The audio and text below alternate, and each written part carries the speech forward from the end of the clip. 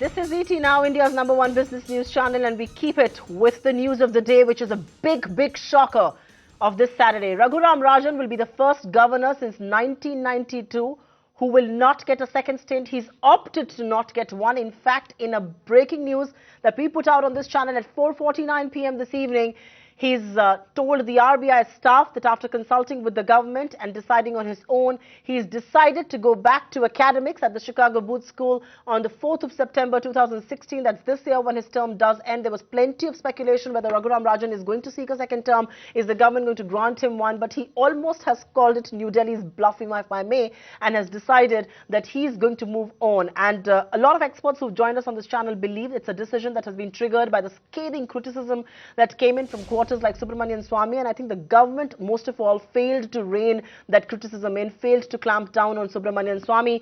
If it had happened for good enough reasons, we were fine with it, but I think as journalists we need to question the reasons it has happened for, the kind of criticism, the personal attacks that came in, and the failure of New Delhi. Is Indian economy and capital markets, and more importantly currency markets, going to pay a price for this? Most experts believe that will indeed be the case. You can't get a more stellar lineup than this, which is joining us right here on ET Now to take that story forward. Swaminatahn Iyer, who joins us all the way from the United States, Mythili, Bhusnurmath, our consulting editor, is right here with us.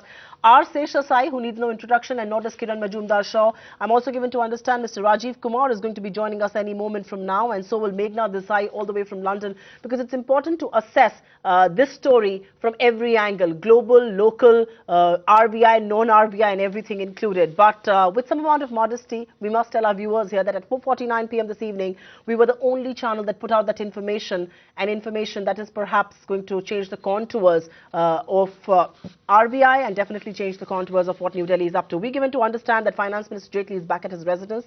He's in fact in a closed-door meeting right now with his Minister of State for Finance, Jayant Sinha, and also in conversation with him are people like Shaktikanta Das and Ashok Lavasa, the Department of Economic Affairs Secretary and the Department of Expenditure Secretary. But let's take it across then to Swaminatahn Iyer. And Swami, I think we spoke about 10 days back and we were still debating whether Rajan will continue, will he get an extension, and you put out your neck there and said you were not so sure if Rajan would want to continue. What really made you think so? Why did that inkling? And more importantly, how do you read his decision to go back to academics today? He's almost told the government, thank you, but no thank you. I'm not going to beg you for an extension, and I'm not going to be waiting till the last day to get one. Yes, I'm quite sure that this has already been discussed with the government. There's no way that he's out of the blue, he's suddenly going to come out with a statement like this and surprise everybody, including the government. He must have told the government. The government would have made whatever effort it wanted to or not wanted to keep him, and then they have decided to part. So I think definitely the signal is that the government knew he was unhappy, or the government itself perhaps made him feel somewhat unhappy. And when it was agreed that he is going to go, and this particular statement has been made with the full knowledge of the government, which will now follow up on it. So it is not a surprise for the point of view of the government. It would certainly be a surprise from the point of view of the markets. I have predicted, and I would continue to predict, that you will get a very substantial outflow of dollars out of India. I think the stock markets would go down, the bond markets would be hit, and I think the rupee will weaken distinctly. I think the coming week is going to be very exciting from that point of view. Just hold your thoughts there, Swami, because I am going to take this discussion forward. Firstly, with the tallest captains of Indian industry and our Seshasayee, we appreciate you taking time out this evening from the Infosys board meeting and joining us. What's your first reaction to Governor Rajan's statement that he will go back to academics when his term does expire on the 4th of September this year and not pursue a second term? And mind our viewers here, this is for the first time since 1992 that a governor has decided to end his term after the first stint itself. Well, I certainly respect Dr. Raghuram Rajan's choice. I know that he is very fond of academic pursuits, so we have to respect his decision. He's been an outstanding governor, and considering the fact that the Indian economy at this point of time is going to be very critically dependent on availability of finance to fuel this growth aspirations that we have, I do hope that the government will come out with the choice of a successor who is as good as Dr. Rajan in steering this economic ship at very challenging times. I'm not so sure if the successor can be as good as Raghuram Rajan is, at least in the recent past. Many people believe he enjoys a rock star status among economists, but I'm sure the government has made its decision and we will have a sane man at the RBI as well. But Kiran Mazumdar Shaw, I expect you to be a little more candid and a little more, frank in your answer than Mr. Seshasayee has been as one of the most prominent voices. What is your first reaction to this sudden announcement? He is not going to pursue a second term, all right, but this has come many days before his term expires. It's almost final. He has mentioned in that statement that he's had a chat with the government. The government is fully apprised. It is on board. The finance minister has issued a statement stating that they're happy with the services rendered by Raghuram Rajan and the successor will be announced soon. So there is no haggling of sorts that's happening here. Were you surprised, shocked, disturbed with this statement that came in at 4:47 this evening? Well, obviously I'm most disappointed, but I must say I'm not completely surprised, because I think with the kind of adversarial comments he was getting from, people like Subramaniam Swamy and a few others, I think he has obviously opted for going back to academia. But the way I look at it is, at least we've had his wisdom for 3 years, and I think Raghuram Rajan has actually put in place a very robust, framework in terms of, dealing with inflation, dealing with currency volatility, and of course he has brought in a very important, rigorous financial discipline in the public sector, banking sector, where he has actually forced, bad debts through provisioning. And he's already sort of stated that he would like to see the balance sheets being completely cleaned up by 2017. Additionally, I think he's also kick-started the universal payment interface, which I think is a very important initiative that he himself has been very excited with. So I would say yes, very disappointed, and I hope that his successor will actually build on this very robust framework that he has created in a very short time. All right, we'll get to the successor bit in just a bit and who deserves to fill in the big shoes that Raghuram Rajan is going to leave on the 4th of September. But Dr. Kumar, do you think Dr. Rajan's decision comes as a surprise considering the hostility that he faced from certain quarters of the government? And Kiran did allude to some of that just now. And not just the government, the kind of personal attack that he was subjected to by people like Subramanian Swamy. Well, you were asked 2 questions. One, whether it's come as a surprise to me or not. And the answer is that not completely, because with what had been going on for the last 2 or 3 months, and then with the latest announcement of this selection committee, it seemed that Dr. Rajan was in a bit of a corner, and this was one of the exit routes that he could have chosen to take. So that's the first part. The second part is that what is the I'm surprised though at the manner in which it has been done, because this is like informing the government through the public domain because of this letter that he's written to his employees. So I'm not sure that this is a good precedent for future. I hope these things don't happen. Neither the earlier allegations and this sort of casting all sorts of doubts on him, etc., nor this form of resignation.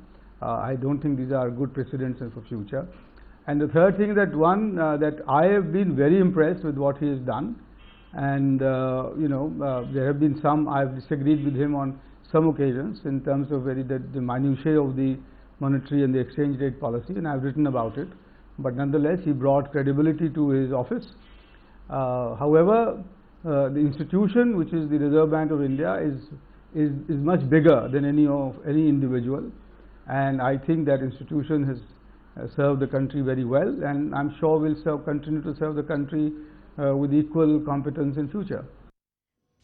No, we do stand corrected there, Dr. Kumar, and let me read out the statement because I think the government was fully apprised of this. He has actually written very categorically, while I was open to seeing these developments through on due reflection and after consultation with the government, I want to share with you that I will be returning to academia when my term as governor ends on the September 4th, 2016. So the government was fully apprised, and which is why I think Mr. Jaitley chose to respond via tweets to that. But Mythili, if I may bring this to you, you saw this coming, given the noises, the unnecessary controversy around him at RBI. Did you see this coming?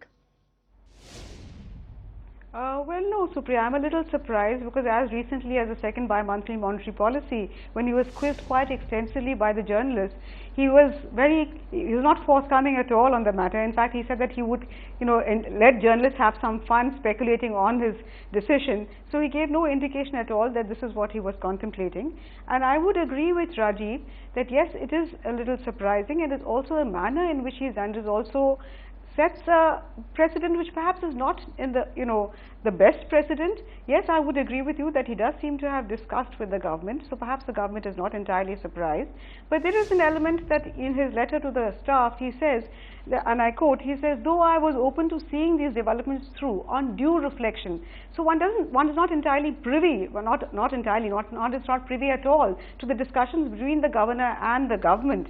But clearly it does seem to suggest that there was some lack of connect between the government and the governor, and as a result he has taken this decision. But Mythili, what is wrong with putting out that? But Mythili, let me come in on that. Mythili, let me come in on that. What is wrong with putting it out in public domain that he was open? And I think the record has been set straight here that while Subramanian Swamy was making the noises that he did, the government also did not want him to continue. Otherwise, they would have made some effort to stop him, because he said, after due consultation with the government, have I taken this decision? The government was fully apprised at every time. Supriya, Subramanian Swamy is not part of the government. So when he speaks as an individual. Yes, he is a member of the BJP, but he is not the government. And if Subramanian Swamy criticized him, the governor got many people who supported him. I also admired a great deal of the work that he has done. So it is not as if he was being criticized alone. He got more than his share of praises, deserved, a large extent deserved. But I think what I would like to say is not so much the manner, but the timing. Given the fact that we have Rexit coming up on Thursday, maybe it would have been better if the governor held back, and once the government had taken a decision of the new governor, then sent this letter out to the staff. Because at a time when there's already a fair amount of uncertainty in global markets, this letter perhaps could send a wrong signal, and in the immediate term you could see the markets turn volatile. So my quarrel is perhaps not so much with the manner, which as Raji said is a first and perhaps not necessarily the best way of doing it, but it's more the timing. Given the fact that we had these uncertainties, of course the Fed decision is over, but we have Brexit coming up on Thursday. At the same time, we don't have a governor, a new name in place. So at such a time, it might have been good if the governor had held back and sent this letter out to the staff once we had another name in place. That might have been better for the markets and better for the economy. But then he would have been seen as being at the mercy of the government that did not give him an extension. And I think that's the larger point that I want to take it forward with Meghnad Desai. Both Mythili and Rajiv have issues with how he did it. But Professor Desai, if I may ask you this question, could he have waited for the government to deny him an extension, appoint his successor, and then go and tell his RBI staff that I'm going to go back to academics? He didn't want to be seen as a beggar, and he shouldn't be. I think, sitting abroad, this is going to do great damage to India's reputation. I'm sorry to say this. I think this is going to be as big as Vodafone, because it will be seen to be that in India, a really tough central banker is not welcome. And when he is criticized publicly, he is not defended by anybody in the government. He is left to the hung up by himself. And I think I'm not at all surprised that Raghuram Rajan decided that if this is how he is valued, he is better off being a professor. I'm very sorry that this will mean maybe 6 to 12 months before India regains its reputation for financial prudence. And I don't know whether his successor will continue his reform and his tough policy, but this is really the way he has been pushed out, and I think he has been pushed out, whatever the minutiae of text and subtext, he has been pushed out. And I don't blame him for that, because who needs hassle like this? When you're trying to do good work, you don't want to be hassled by people who are not even ministers. It's one thing to be hassled by the finance minister, prime minister, but another thing to be hassled by a prominent backbencher. And I think if he is not defended by the government, then I think he may as well go and have a better time teaching, teaching business school graduates, or at least, you're appreciated for what you do. Right.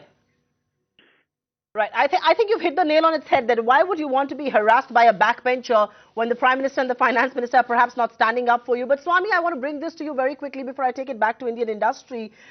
His statement very categorically states that the government was in the know-how.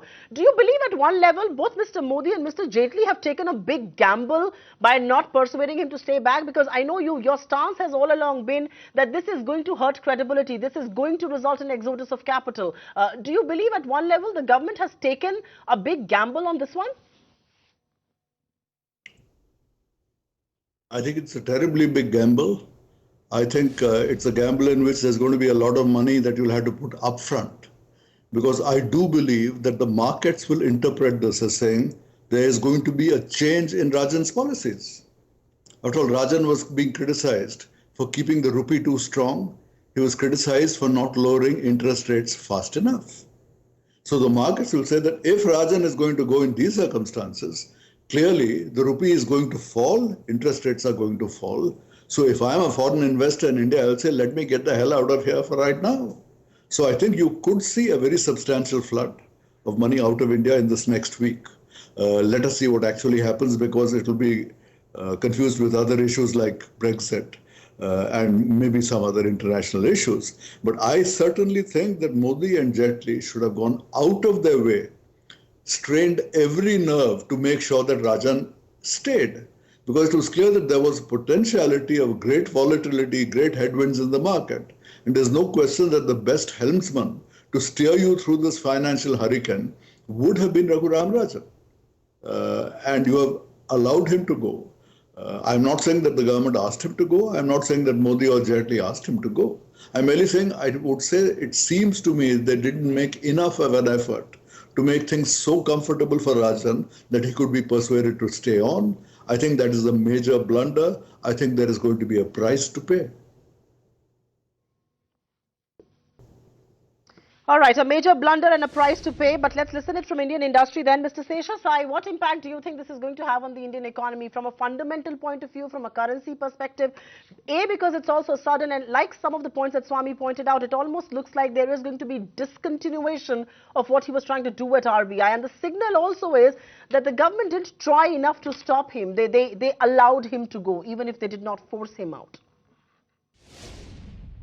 Well, I think change of guard and Reserve Bank is something that happens periodically.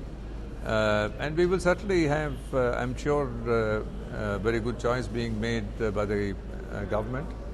But undeniably, we cannot help that there would be some perception that Dr. Rajan stepping down might, to some extent, disturb some of the very good initiatives that he had taken in recent times. But I think over a period of time, everybody understands that good initiatives will be supported by good people, and we do hope that the government comes up with the right kind of choice. Kiran Mazumdar Shaw, coming on that, it's coming at a time of global turmoil, and I think that's the point that Mythili made to begin with. There is a Brexit that we stare at on Thursday. No successor in sight also. The rupee could be weak on account of that. Is Indian economy really staring at tough times ahead? Have we added to the uncertainties actually? What Raghuram Rajan did do for us in a very short time, when he, basically stepped in and played this very strong stewardship role at RBI, we had seen the rupee at an all-time low of 68.8 to the dollar, and that was like a fall of the rupee by almost 21% in 2013. I think it was August. And today, that volatility has been sort of reduced to 7.5% or thereabouts. If you look at the kind of inflation numbers we were staring at, double-digit inflation, it's now well under control. And if you look at the kind of huge non-performing assets that we were staring at, again, that's been sort of controlled and contained. And then more importantly, I think even our foreign exchange reserves were at an all-time low of about $275 billion in 2014. And today, they're at $360 billion. So basically, Raghuram Rajan has basically created investor confidence, and that's seen a lot of foreign FDI coming into India. Because when you look at the BRICS economies, then India became a very stable, reliable economic investment destination. So I think we have to really look at what Raghuram Rajan has done. And I think his understanding and his wisdom of global economics is extremely important for us to basically look at and leverage. You can criticize the man, but like I've been saying, you can't question his credibility and his competence there. But let's take it across to Dr. Rajiv Kumar. Dr. Kumar, and I'm also welcoming an old friend, Sanjeev Aga, here on ET Now. Thank you very much, Mr. Aga, for being with us. I'll take a quick question with Dr. Kumar and come back to you. Market analysts do believe that Rajan's exit is a negative surprise for the Indian markets. And equity markets, mind you, don't like those kind of surprises. The rupee, again, a negative surprise for the currency. They believe that the impending macroeconomic scenario, his presence was crucial. Would you disagree, agree? Can't say, don't want to say, Dr. Kumar? Well, that depends upon who the successor is and his policies. And, because after all, all of that will unfold in the future. And therefore, if the person with the right credentials and with the right policy objective is selected, I doubt at all if the markets would get negatively impacted. Yes, the global macroeconomic situation is rather fragile, but this is the important point to note, which is that in that fragile situation, the Indian economy has done rather well. And for the Indian economy to have done rather well, both he and other members of the economic team in this government are responsible, not him alone. And I'm sure with the right incumbent in his place, who will carry on his legacy of providing credible and strong lead on the monetary policy side, the Indian economy will continue to go from strength to strength. So I want to take this back to the politics of this move, and I will discuss the impending NPA issues and all of that later. And Sanjeev Aga, let me bring this to you. We've discussed this. But because we have you in our studios right now, I must ask you this question. How surprised are you with what Rajan has decided to do today? And more than that, are you disappointed that petty and very, very acrimonious politics pushed him to do this? Supriya, yes, I am not totally surprised because I think the betting was 50-50. I must tell you that I have never met Dr. Rajan, so I don't know him. I don't know the intimate circumstances of his decision. But I am still very disappointed, and I am not disappointed because of what the markets will do. The markets are fickle. They can change their mind after 3 months. But I believe, from what I have studied of not just economics but of history, that nations are not made by governments or ministers. Nations are built on enduring institutions. And one by one, our institutions are crumbling. There are a few institutions which remain: the Chief Election Commissioner, the Reserve Bank Governor, the defense chiefs. And if a perception gathers that you want a certain type of people even in these organizations, in these institutions, then I don't think it is good for the nation from a long-term point of view. And it is that aspect which worries me deeply. A country should be able to attract the best and the brightest for nation building. If you have a country where the best and brightest want to stay away, or they feel that they cannot contribute compatible with self-respect, I'm not sort of trying to nitpick on this. As I said, I don't exactly know the circumstances of Dr. Rajan, but the overall picture I draw as a third person is very disappointing. Fair point indeed. And as an overall picture, as a third person, it is a disappointing picture. And you've had this issue be in the national headlines. Mythili, let me bring this issue to you. I respect your call that the way he has done it is perhaps not agreeable to you. You don't entirely support how he went about telling his staff that he's not going to continue. He could have waited for Brexit. He could have waited for his successor. Those are issues we can agree to disagree on. But would you not agree with me on one issue, that the government could have handled the situation a lot better? I mean, I understand you say Subramanian Swamy is not a part of the government, but he's indeed a part of the party. He is the most newly nominated member of the Rajya Sabha. In that sense, he does enjoy the confidence and the support of the Prime Minister. What is the message the government is sending out?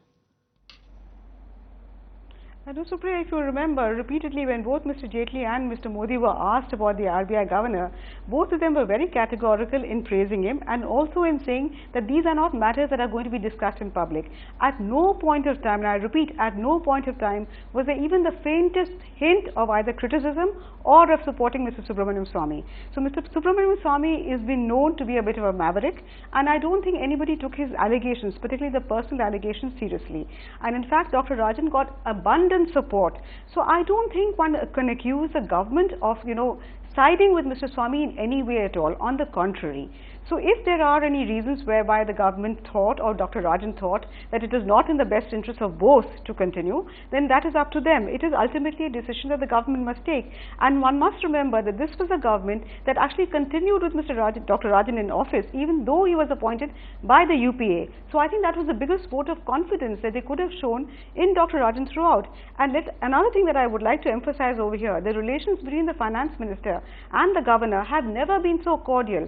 During the UPA regime, under the previous RBI governor's term, during that term, the relationship between him and the finance minister of the day, Mr. Chidambaram, was so acrimonious. They were barely on talking terms. In contrast, this particular government has been extremely supportive of Dr. Rajan. So I think it's a little unfair to, attribute reasons to the government that we're not aware of. At least prima facie, the government has been entirely supportive of Dr. Rajan. And if they have agreed to part, maybe it's because of, for whatever reasons they know best. We are not privy to those reasons.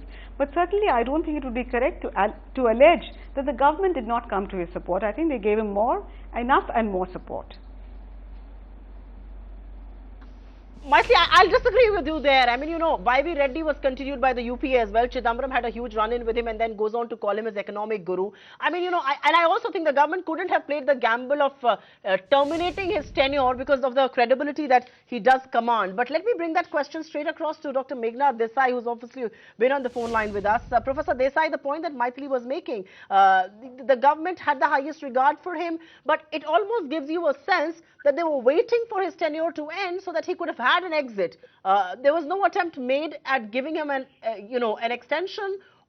He may have not sought one, but there also gets the sense that there was no attempt being made at giving one an extension. And the point that Swamy made, this is a big gamble, and we'll perhaps have to really put in the big bucks behind it. I think, the situation from abroad where I'm sitting will be that an independent RBI is not going to be tolerated by Indian politics. I would say Indian politics rather than Indian government, because it's quite clear that Rajan is being asked to go or decided to go because the policies he was pursuing, which were correct central banking policies, were found to be not popular. And although Mythili is right that noises were made that these things should not be discussed in public, what that meant was that publicly he was not defended. Neither the Prime Minister nor the Finance Minister were willing to defend him publicly for whatever reasons they may have. They are intelligent people. But at least people sitting abroad will conclude that responsible financial and monetary policy is not to the liking of the Indian political culture, and therefore whoever comes next will be examined as to is that a yes man or a yes woman being appointed, and are we going to go back to sort of tame Reserve Bank of India governors who will do the bidding of the government of the day. I think it's a very damaging thing for India to have a very damaging reputation to have acquired. And it may be that neither the Prime Minister nor the Finance Minister wanted it, but I think they have got it. This is going to be very damaging to India's international reputation. As I said, this is Vodafone all over again. All right, this is Vodafone all over again, and that's a very, very big comparison, a very scathing comparison that Professor Desai is making there. Mythili, you want to put out across a point here, because I want to move this discussion on and talk about the political stances that Rajan did take. But Mythili, you want to come in on there? Do we have Mythili? Okay, we'll go across to Mythili in just a bit. But Swami, I'm coming to you on this, and the point that Professor Desai made. Rajan chose to put out his views publicly. He wasn't a yes man. He wasn't a tamed bureaucrat in Indian bureaucracy for 35 long years, put in on Mint Street to do a certain job. Do you believe he's paid a price for taking stance on some very controversial issues at some points in time refuting the government stand, whether it was Make in India, whether it was taking on China's role in the global economy, whether it was, of course, his big stance on the whole intolerance debate. But, he hasn't been a tamed RBI governor. He hasn't been a bureaucrat in that role, so to say. Has he paid a price for that, Swami? There are two aspects of this. One is the way he used various phrases, like, India has not really become the fastest growing economy because it has accelerated, but because others have slowed down. So he said India is like a one-eyed king in the land of the blind. Now, this is not exactly a way you sell a country or sell a Make in India thing. So there were various people upset with that. That's a question of phraseology. There were other things that were more substantive in terms of his interest rate policy, of his exchange rate policy. I would say even the point he was making on protectionism, about Make in India and Make for India, that, at the end of it all, Make in India should not degenerate into a protectionist kind of attitude. And it might be as important to import stuff or export stuff as that. So as far as I'm concerned, some people think that by taking on that Make in India, he may have personally antagonized Mr. Modi, who has identified himself with that label. I do not know whether that is the case. What matters at the end of it all is the lack of Modi and Jaitley going after Rajan and saying, look, whatever it is you want, we are going to give you. You please stay on. We want you as an independent person who is a credit to India and improves image. Please stay on. Tell us what it is that you want, and we will do it. In my view, that is what they should have done. Most definitely that was not done. Whether they were unhappy with him, whether in fact they gave him signals of why don't you please go, I'm not sure. What's very clear is they did not woo him. I think that was a mistake. They're going to pay for it. And we should not have a situation where independent governors, as Meghna Desai said, go because they're being independent. The right to disagree, the right to say things in a different tone should be respected. It should become, in fact, the norm. In fact, we need to have that same independent attitude, not just from the RBI, but from a large number of other institutions, which would include many of the regulators, for instance, of various industries. They too should speak out, they too should be independent. We had Acemoglu and Robinson with this book called Why Nations Fail. And the point they made was that if you want to progress beyond just lower middle income to become a high income country, you have to have strong independent institutions. This government does not have a reputation for creating strong independent institutions. I'm afraid it has a reputation for eroding institutions and putting in its own yes men, even if they're not particularly qualified, even if they don't particularly have expertise. If Rajan is seen as being part of that pattern, then I'm afraid it's going to be a definite negative for India. Swami, just hold your thoughts there. I want to get in Sanjeev Aga as well. And Mr. Aga, I must ask you a very candid question at this juncture. You started off by saying that, these positions, you're not privy to Raghuram Rajan. You're only baffled with the statements that have been made. But did he pay a price for being politically sound and making the political noises? Is that your assessment right now? No, Supriya, I totally disagree because, these are labels which have been unfairly tagged onto him. He is a very sober person. He measures his words. From everyone I've met, they say he's a very good listener, a very sympathetic listener. And I have never found him to be unbalanced. And people say he's got a rock star. He doesn't do rock and roll. If he's got a good image, it is because of caliber which stands out in an otherwise pedestrian top leadership which we find in India. As I said earlier, we should get the brighter and better people into nation building. We've not been doing it. And I'm not just saying NDA government, it's been going on for decades. So if you have a person who inspires confidence, on monetary policy, there can be as many views as there are people, but you want a sober person, a thinking person, a learned person, a listening person. He had all of that. There was nothing rock star about him in his behavior. He was very sober. So I do not agree. And as Swami was saying, this much of articulation should be a norm. A regulatory institution is not a robot. It should be interacting, it should be listening, it should be talking. And I have listened to him a number of times on TV. I'm not saying that there aren't better people in India. I'm sure there would be. But certainly people of his caliber, his integrity, India should, they should not feel that, what are they doing here? Are they wanted, unwanted? It is terrible. Fair point indeed. Kiran Mazumdar Shaw, comment on that. What should the government have done differently? Because Rajan in his statements very categorically said it's a decision taken with consultations, after consultations with the government. What do you think the government could have done differently on this one?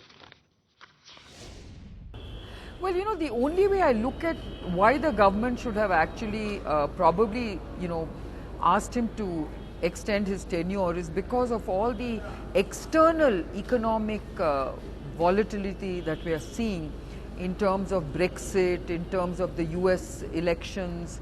All these will call for some kind of economic adjustments and economic dynamics, which somebody like, Rajan understands very well. And, he commands a huge international respect when it comes to dealing with these kind of large global economic turbulences. So I just think that maybe it is sad that, that he is going to step down at the end of this term. But, hopefully we can also consult him because he has offered his services for the country in terms of consulting on key issues, and I hope we really do that. So very disappointed, not completely surprised because I think he was in a very hostile adversarial kind of environment, and I'm sure no one wants to have pot shots taken at them every single day, and I'm sure he's taken this decision also with his family in view. So it's really time to look at the larger picture, and Mr. Seshasayee, if I may come to you and talk to you about the larger picture at this stage, what does this really say about the perception that overseas investors and foreign countries and admirers of Mr. Modi will have? Is that going to result in a change in perception there, Mr. Seshasayee? The perception about India today is very positive. That has been contributed by the very proactive steps taken by the government in addressing some of the key economic issues. In India as an investment destination today is being looked at very seriously by investors abroad. So the central bank and the leadership in central bank is one of the several elements which support this very positive view. And to the extent that the government can act very quickly in bringing someone who is seen to be as tall and as committed and as good as Dr. Rajan, then I presume that the investors' confidence will be intact. Kiran, before I take this forward to the commentators and political commentators on the show, what does this say about the way the Indian government treats its appointees? Well, I think this is not just about the Indian government. I think politics is getting very messy around the world. And I think, there isn't clear alignment across any party line when it comes to these kind of appointments. I think there has to be, strong decisions taken on where we want to and how we want to govern many of these key issues. All right, Professor Meghnad Desai, coming on that, the point that you made, it's going to send out a very negative signal about how India treats its good talent. Now, talent all across the world doesn't hold a passport. It has no color, and India should source the best talent around. Do you believe at one level a lot of global Indians who were willing to work for this government, who were very gung-ho about India, are going to be wary? They're all going to step back and say, you never know what's going to happen to me next. I could be working there for 2 years, and then I could be charged with not being Indian enough. Well, you see, when Satya Nadella can run Microsoft and nobody objects to him being Indian and not American, you see, the idea that because Raghu Rajan had a green card, somehow patriotism was suspect. I think that shows basically that India does not welcome talent unless it comes with a Desi stamp, and therefore, in future, if anybody abroad is offered a job like this, they will think more than twice about it. You know, I really am very sorry. I like this government. I thought it was doing all right. And now, perhaps inadvertently, perhaps unavoidably, they have committed, or rather a signal has been given that India is not serious about tough monetary policy. I think it's going to take a long time, as Swami said, to correct these problems, because markets don't have to, think of the text and the subtext and that. They will just react and get the money out. And as you said, there is Brexit coming. There's a lot of uncertainty, but Raghu's exit, Rexit, is going to be more serious than Brexit for India.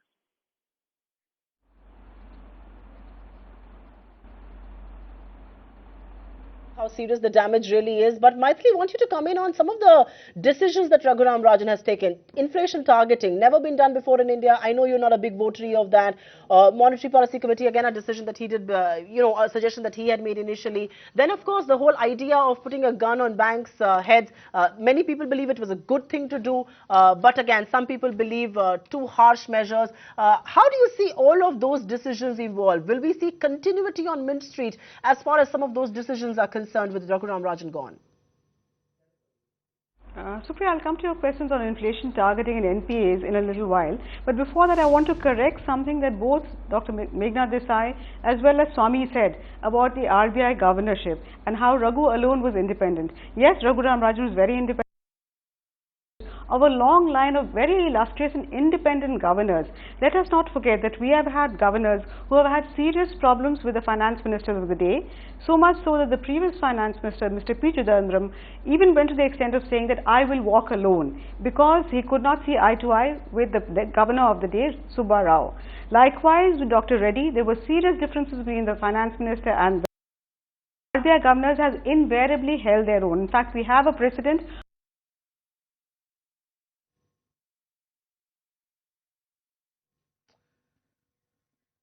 All right, there is trouble with Mythili's. Do we have Mythili? Let's just get Mythili on the phone, please. If there's a trouble with the line, let's just connect with her on the phone, please, because I do want her to talk about this issue. But Dr. Rajiv Kumar, if I may bring this entire discussion to you, Rajan had announced sweeping changes to the NPA policy in a bid to rein in the mounting bad debt on the bank's balance sheet. With his exit, do you believe the cleanup system will hit a hurdle of sorts? The momentum will perhaps be denied? I hope not, and I certainly think not, because I think this is a process which should have been done much earlier.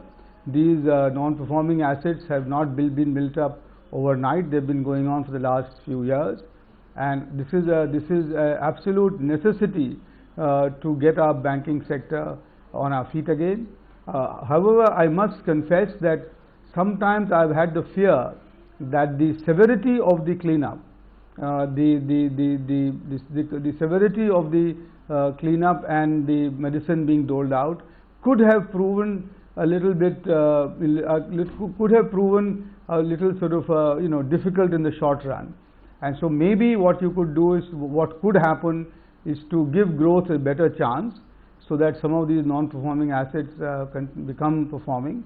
But the cleanup process must continue. Sanjeev Aga, you've been a part of Indian industry. You've seen how some of these things really got out of hand, whether it was inflation on one hand or the bank NPAs on the other. I mean, there is no credit offtake that's happening because there is such toxic asset that's haunting banks' balance sheets. My question to you is at a larger level. What do you make of, the decisions that Raghuram Rajan took? Some were very bold, some were controversial, but do you see a continuity of sorts? Because the next man in may perhaps not be somebody who could hold on his own. I'm going to talk about that in just a bit. Supriya, this is a difficult question to answer because the next man may legitimately and have a different point of view. He might be equally independent, he might be equally learned, but he might have a different point of view. And then that might lead to a discontinuity in policy. But if you were to ask me, my judgment is that Raghuram Rajan was on the right track, both in terms of focus on real interest rates, focus on deficits, and most importantly the focus on the banking sector. I do not agree that it was possible whenever you are asking a question that could you have deferred a thing and done it in stages, that was the only available choice, and I think sweeping this problem under the carpet for another 1 year would have been suicidal. So I don't think this has happened. It's uncomfortable because whenever you have bad news coming out, it is not comfortable. But it was inevitable, it had to be done. I think he has done it with skill. So my bigger worry is, credibility. I am not so, it would be quite legitimate to have different RBI governors or the boards, because it's not just one man, there are 3 or 4 people who take a decision. There might be some differences in nuances from term to term. That is natural, that is not unwanted. But whoever comes now, the question is, and I want to take it in a larger context, this is not the only institution. You're seeing what's happening to various other institutions, whether it's the Film Institute or the Censor Board or the Fashion Institute. There is this perception that, you can put pedestrian people and get the country moving, and a person should be, should keep his mouth shut, should not have a view. This is what worries me a little. I would be quite comfortable if a different person comes, has a legitimately different point of view from Raghuram Rajan. That is fine for the course. But I would certainly like independence, autonomy, capability to be respected. That's a fair point. Autonomy, capability to be restricted. Why have a yes man there? But Mythili, I think we lost you just when you were making that point. But I want to go across to the larger point because you're somebody who understands the technicalities of what the RBI is trying to do there. Do you believe that continuity can be maintained, or are you someone who believes it's only good that he goes and we can go back to the drawing board on some of those issues? No, I certainly don't say that, because stability is very important. And having started on the NPA cleanup, which was necessary, it is important that we continue. But what is also important is that we do it in a more gradual fashion, so that especially as far as making provisions are concerned, it doesn't hit the bank balance sheet so badly that all lending virtually dries up. So maybe we should have a more nuanced approach and go after only those willful defaulters or those fraudsters who need to be punished, and those non-performing assets which have become non-performing because the economy has slowed down, there we should have a slightly more nuanced stance. So the fact is that we have today nobody to lend to infrastructure. So if you want lending to infrastructure, and given the fact that infrastructure lending is long term, there are various reasons why you are not able to complete the project on time. So there I think you need to have a little bit more nuanced stance and ensure that even as you go after willful defaulters, entire lending does not come to a standstill, because in situations where private corporates are not able to lend and government is also able to invest, there you need banks to lend to corporates in order to set up infrastructure projects, in order to invest, and unless these things happen, you will not have the economy growing. So I do think that the stance that Raghu has taken is very good. It should be continued, but maybe in the matter of NPAs, in a more nuanced fashion, till the entire ecosystem, particularly the judiciary system, is improved, so that even as the banks go after the defaulters, they are able to get a closure soon. Today we have the bankruptcy code in place, but we don't have the basic infrastructure in place. So banks take years to recover their loans. That needs to change. And unless the entire ecosystem changes along with the RBI's efforts, you are not going to get a satisfactory solution. Rajiv Kumar, quick closing comments from each one of you. Mr. Jaitley just a short while back has responded and has said that the government was in the know-how and, decisions will be taken. He's also said that a successor will be announced shortly. What is the lesson that the government can learn from an episode like this one? It has been a rather uncharacteristic end to an innings. No, as I said, there are some very important lessons to be learnt in the government, and I can cite three of them. One, there is, as the Prime Minister himself had said, and the Finance Minister too, the appointment, continuation, extension of a very high public official like the Governor of RBI should not be a topic of common public discourse. Should certainly not be a topic of of political onslaughts, etc. I don't think that's at all becoming of India. So that's the first lesson, that political political comments, political broadsides should be avoided, because and the governor and other regulators should be allowed to carry on with their work without undue political interference. That's the first. The second is that as I said, there has to be much greater sort of, if you like, interaction and much greater trust and working at the working level between all agencies, including the RBI and the government, so that these things could have been done in a much better way rather than be announced in public as it has happened. And the third is that we need to continuously strengthen our institutions, and in this case the Reserve Bank of India, so that ultimately individuals matter but don't matter too much. Fair point indeed. Swaminathan Iyer, I'm going to come to you and I will ask you the question on successor that everybody would want to know. Any bets just yet? Who will be Raghuram Rajan's successor at RBI, and more importantly, who would the government want it to be? Well, the government has a large number of possible choices. It has some eminent economists in the government itself. There's Arvind Panagadia and Arvind Subramanian. Niti Ayoga Chief Economic Advisor, both of whom could be contenders. They are both highly respected international economists. There are plenty of others around, so there's no shortage of names. To me, it seems regrettable that they didn't decide simultaneously on the successor at the same time that Rajan's exit was decided. What do you achieve by creating this limbo? What do you achieve by having a gap between announcing that Rajan is going to go and somebody else coming in? It's all very well for Jaitley to say, we will take a decision soon. Why didn't they say, no, please, Mr. Rajan, delay your announcement. We will find somebody else and let us simultaneously say that Mr. Rajan is going and Mr. So-and-so is taking over. That would be an appropriate way of doing it. The way it's going right now, you're saying tada, goodbye, and we will see about your successor, as though that is not such an important, urgent issue. Now, you may say that, in a week this may be forgotten if a new person has been appointed.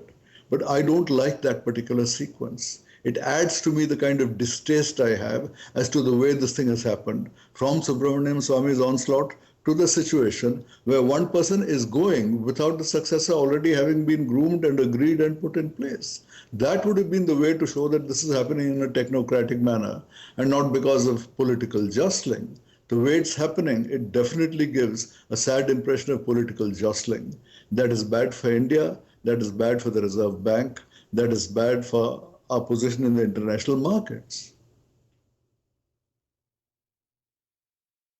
All right, that's bad for our position in the international markets. But Kiran Mazumdar Shaw, who do you see as the ideal successor to Raghuram Rajan when, of course, that decision is taken? And like the Finance Minister has pointed out in his tweet, that decision will be taken very soon. I really have no answers to that question. I think we just have to wait and see, and I just hope that we have somebody who can really, take over from Raghuram Rajan and build on this great, economic platform that he has created, which I think is very robust and disciplined. Dr. Kumar, if I may come to you and I'll ask you to be a little more candid, what is the single most important legacy from the Rajan era do you think that will be missed? I mean, I ask you this with all due respect to his successor that will be announced, and we're going to keep discussing and debating that in the dying minutes of this show. But very quickly, what do you think is the legacy that has been left behind and one which will be missed? What the very important legacy that he's left behind is his academic and intellectual capability. That's the first one, which will, which are very large shoes to be filled. That's undoubtedly the case. The second one is that he has brought clarity to the monetary policy in terms of adopting a flexible inflation target. And I met him recently, and he said he's equally concerned with growth, and so that is a twin legacy that would have to be followed to keep inflation in check and also also promote and encourage growth in the country. And finally, I think the third legacy which will be important is that for him there were no holy cows as far as the banking sector were concerned. If you were a willful defaulter, you were a willful defaulter, and he couldn't give a damn as to who you might be. He would urge the banks to go after them and take proper action. I hope that legacy, that particular legacy, will be continued well into the future, because that is the only way, as he wrote himself, to save Indian capitalism from some of the Indian capitalists. All right, very quickly, Mythili and Sanjeev Aga, I'm coming to you with last questions there. Mythili, any inkling on the successor for Raghuram Rajan just yet? And more importantly, do you expect a bureaucrat to come in that job, or will you actually expect an RBI insider to be getting the top job now? Just for continuity. It's very difficult to say, because RBI insiders typically have not made it to the top job. Very often it has been a bureaucrat, but it's usually been a bureaucrat who has worked as a deputy governor. In fact, two of our best governors worked for long years as deputy governors. Whoever does come in will have a tough job to fill, because Raghu has left an enormous legacy, particularly on inflation fighting. I think he brought single-minded focus to the attempt to get inflation under control. Of course, he was helped by global commodity prices falling, but that does not in any way take away from the fact that the kind of attention he brought to inflation, I think, has not been seen in the past, and I hope that does continue. On that note, I've completely run out of time here on this very special edition of Rexit, a reality finally. But we do hope that Indian economy will perhaps not be paying a price for this. But we want to thank each one of our panelists for sparing time out this evening and being with us and discussing that very, very important development as Raghuram Rajan decides to wrap up his innings as 23rd governor of the RBI and go back to academics. The government perhaps has failed to woo the man who should have been kept back at RBI's top job. But just to wrap up his innings, I think there is a line that he said, and he got a rock star status for this and many, many Facebook likes, but I think that's the line that best describes his tenure.